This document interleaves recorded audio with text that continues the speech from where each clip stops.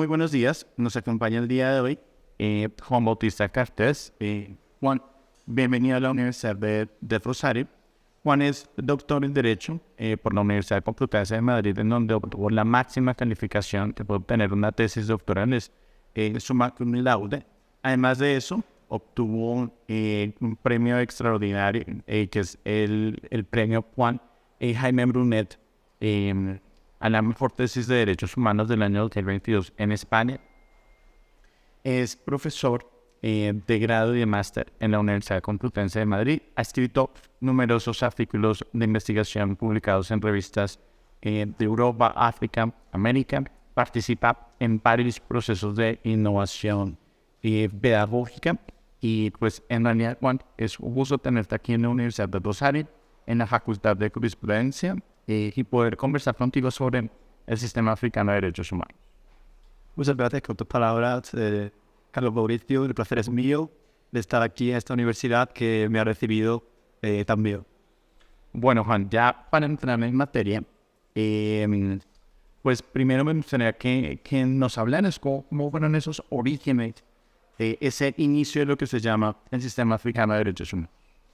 Pues habría que remontarse a 1961, que es el año en el que están teniendo lugar ya las independencias de África, y justamente en esa fecha, en 1961, tuvo lugar una conferencia sobre el imperio de la ley, a la que acudieron abogados, juristas, profesores de distintos estados africanos que ya habían adquirido la independencia, y en esta conferencia, por vez primera, ya se puso de manifiesto la idea de crear un sistema regional africano de derechos humanos que contase con un tribunal como mecanismo de garantía y control de este sistema.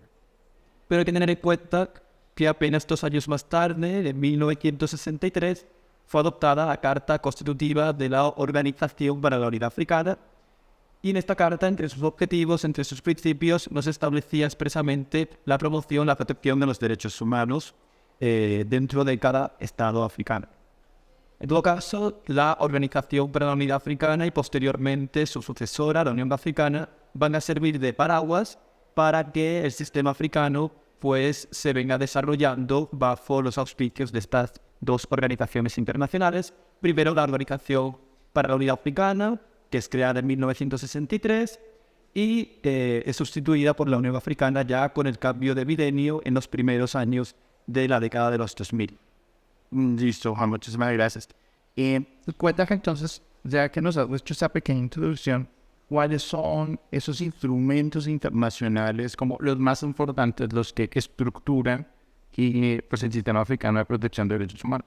Pues la primera batalilla en el sistema es un primer tratado sobre determinados derechos de los refugiados, pero el tratado vertebrador, la carta vertebradora del sistema africano es la Carta Africana de Derechos Humanos y de los Pueblos, adoptada en el año 1981 y entró en vigor en el año 86. Estamos en el paraguas de funcionamiento de la Organización para la Unidad Africana.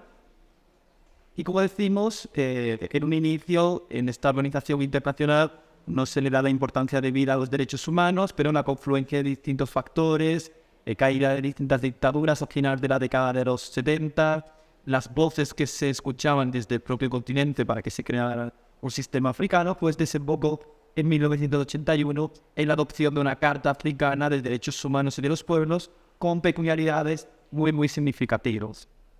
Por ejemplo, algunas peculiaridades. Sí. Pues la primera de ellas sería reconocer la indivisibilidad y la justiciabilidad tanto de derechos civiles y políticos como de derechos económicos, sociales y culturales. La Carta Africana es el primer tratado que recoge un elenco detallado de derechos civiles y políticos y derechos económicos, sociales y culturales. Tenemos como punto de partida la Declaración Universal de Derechos Humanos, que sabemos que no es un tratado. Después tenemos también Pacto Internacional de Derechos Civiles y Políticos por un lado, Pacto Internacional de Derechos Económicos, Sociales y Culturales por otros, ambos adoptados en 1966, eso es a nivel universal. En el sistema regional, Convención Europea de Derechos Humanos, Convención Americana de Derechos Humanos, nos recogen un elenco detallado de derechos económicos, sociales y culturales. El primer tratado de derechos humanos que recoge este elenco es la Carta Africana y lo hace precisamente para intentar superar la situación socioeconómica que se vivía en África tras la colonización. Esa sería una primera característica fundamental. Segunda característica de la Carta Africana, el reconocimiento de un conjunto de derechos a los pueblos. Un conjunto detallado de derechos a los pueblos, algunos derechos también muy innovadores. La Carta Africana es el primer tratado que reconoce el derecho al desarrollo, el derecho a la paz, el derecho a un medio ambiente adecuado. Una carta completamente innovadora.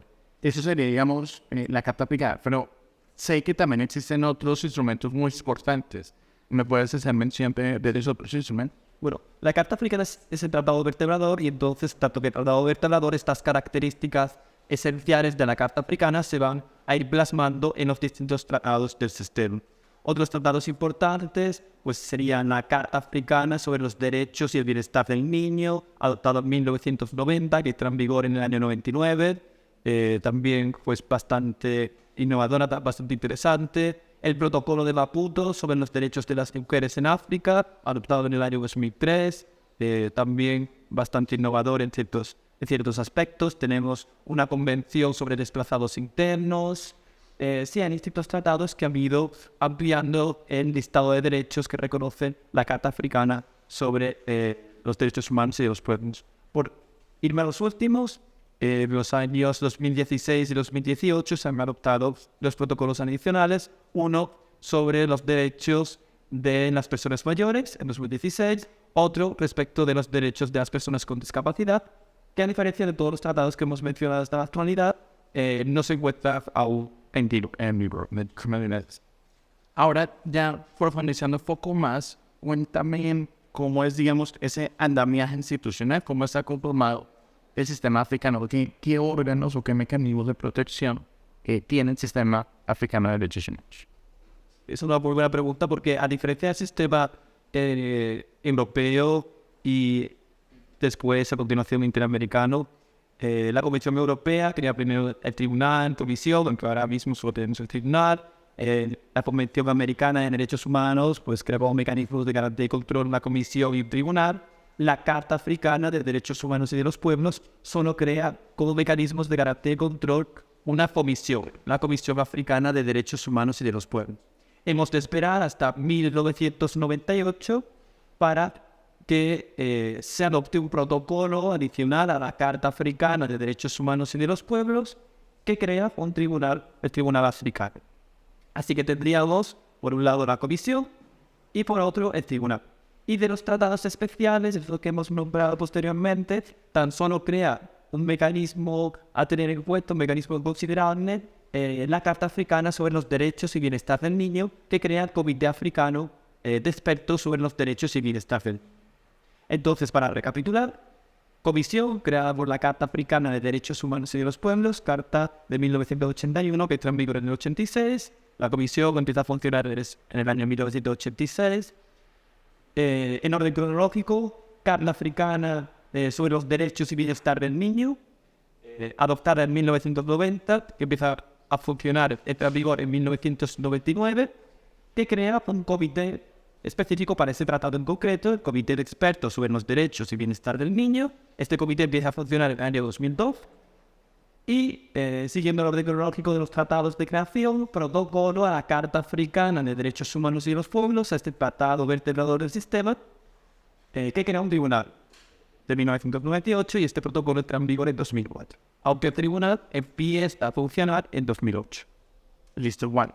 Y con ese sistema, digamos, si yo soy una víctima, en este caso, una persona común y corriente, la persona cómo puede activar, cómo puede, digamos, acceder a la protección del sistema africano. O sea, primero acude o de manera independiente al comité o a la comisión, o puede acudir al mismo tiempo a una comisión en el tribunal o primero al tribunal y luego a la comisión. ¿Cómo es esa interrelación? O sea, una víctima en África, ¿cómo accede al sistema?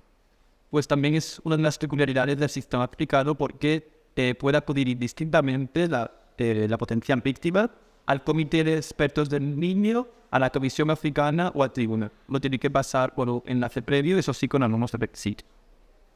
Comisión Africana, en el caso de la Comisión Africana, se pueden presentar demandas tanto interestatales como individuales por parte de individuos, grupos de individuos y ONGs, siempre y cuando el Estado contra el cual se interponga la comunicación haya ratificado la Carta Africana de Derechos Humanos y de los Pueblos. Solo se exige la ratificación de la Carta Africana de Derechos Humanos y de los Pueblos. En el caso del tribunal, la comisión puede remitir casos al tribunal directamente siempre que el Estado demandado haya ratificado el protocolo de 1998 constitutivo del tribunal. Otro Estado parte en este protocolo también puede presentar demandas ante el tribunal siempre que el Estado demandado haya haya ratificado el protocolo de 1998. En el caso de individuos y ONG, hay un trámite adicional, que es que el Estado demandado, el Estado contra el cual el individuo o la ONG presente una demanda, no basta con que el Estado haya ratificado el protocolo de 1998, sino que se requiere una declaración adicional de competencia. Una declaración adicional de competencia que actualmente ha sido depositada por 12 estados africanos, pero que ha sido retirada por 4. O sea que en este momento, si yo soy una víctima solo respecto a 8 países africanos, podría acudir directamente a este. Sí, sería un modelo intermedio entre el sistema europeo, donde ya sabemos que los individuos pueden presentar demandas directamente ante el Tribunal Europeo de Derechos Humanos, y el sistema interamericano, donde el individuo no puede presentar directamente demandas ante la Corte Interamericana, sino que tendría que pasar por el cauce de la Comisión. En el sistema africano, el individuo sí podría acudir directamente al tribunal, pero siempre que el Estado demandado haya presentado esta declaración adicional de competencia, además de ratificar el protocolo de 1998, y se entiende que también además de ratificar la Carta Africana de Derechos Humanos y de los Pueblos. Digamos aquí, siempre ya que lo mencionas, un paralelo con el sistema interamericano. En el sistema interamericano, digamos, lo tenemos como un sistema de doble instancia. La víctima primero acude a la comisión y luego a tribunales. Según lo que tú me dices, la víctima podría acudir indistintamente tanto a la comisión como al tribunal, pero la decisión es más vinculante de la comisión, la del tribunal. ¿Tienen una particularidad de las diferencias? Bueno, una pregunta interesante porque en el sistema internacional es una cuestión muy debatida doctrinalmente el carácter vinculante de los mecanismos cuasi judiciales. Sería entrar en ese ámbito. En todo caso, entendemos que si un Estado ratifica, en este caso la Carta Africana de Derechos Humanos y de los Pueblos, se compromete a cumplir todas las obligaciones en ella establecidas, y en ella, entre las obligaciones, se encuentra cumplir con la interpretación, con la aplicación que haga el comité. Es verdad que la Comisión Africana. Es verdad que los mecanismos de garantía y control, los mecanismos de seguimiento de la Comisión son más limitados que los del tribunal. Entonces, por ello, los individuos tienden a presentar demandas, sobre todo en los últimos años, más demandas ante el tribunal que comunicaciones ante la Comisión. Listo. Y este andamiaje, digamos, es un poco complicado de entender para nosotros los que pues estamos en América y que tenemos un sistema de doble instancia. Ya es un sistema donde yo puedo aspirar a cualquiera de los dos. Y tengo entendido que va a ser modificado, o sea, que hay como una evolución, porque el sistema africano en este momento está en evolución. Y me puedes contar algo de cómo es esa evolución, o sea, hacia dónde está caminando el sistema africano, cómo va a ser ese nuevo sistema organizado que está pensando esta idea del sistema de África. Pues en el derecho internacional general se está produciendo una proliferación de tribunales desde finales de la década de los 90 del siglo pasado, y esta proliferación de tribunales también se está produciendo en el ámbito del sistema africano de derechos humanos. Hemos de tener en cuenta que junto al Tribunal Africano de Derechos Humanos y de los Pueblos, creado por este protocolo de 1998, se ha creado también en los primeros años de la década de los 2000 un Tribunal de Justicia de la Unión Africana. Este tribunal ha entrado en vigor, pero no se encuentra en funcionamiento. ¿Y por qué no se encuentra en funcionamiento? Pues porque en 2008 ha sido adoptado un tercer protocolo que aúna, por un lado, el Tribunal Africano de Derechos Humanos y de los Pueblos, con competencias sobre derechos humanos, con el Tribunal de Justicia de la Unión Africana, NATO. Es un protocolo constitutivo, se ha entrado en vigor, pero no está en funcionamiento, precisamente porque en 2008 se ha adoptado este protocolo integrador de estos dos tribunales. Para que, haciendo una especie de símil, lo que parece haber querido África es juntar en un mismo tribunal, situados en Europa, Tribunal Europeo de Derechos Humanos, Tribunal de Justicia de la Unión Europea. Y junto a este protocolo de 2008, que llamamos por el tercer protocolo del Tribunal de Derechos Humanos en África, este protocolo no ha entrado siquiera en vigor. Antes de que haya entrado en vigor, se ha modificado en 2014 y se ha añadido a las secciones de Derechos Humanos y de Asuntos Generales, Justicia, una tercera sección de Derecho Internacional Penal.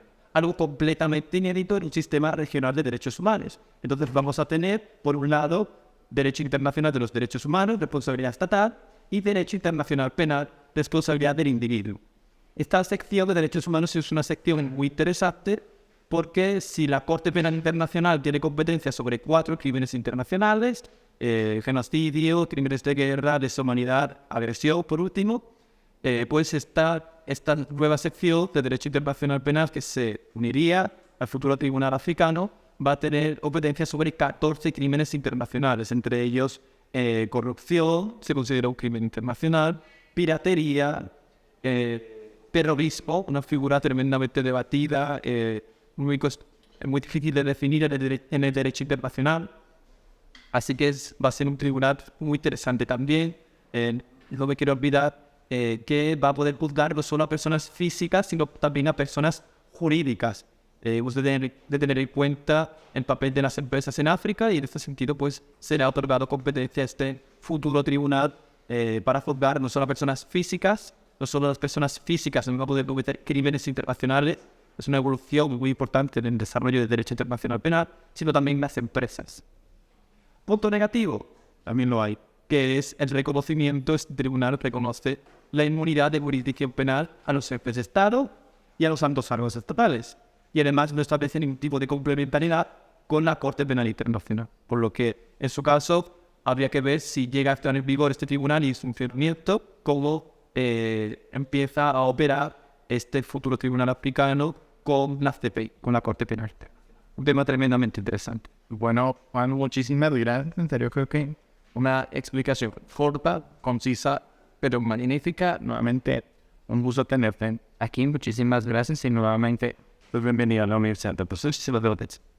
Bueno, muchas gracias.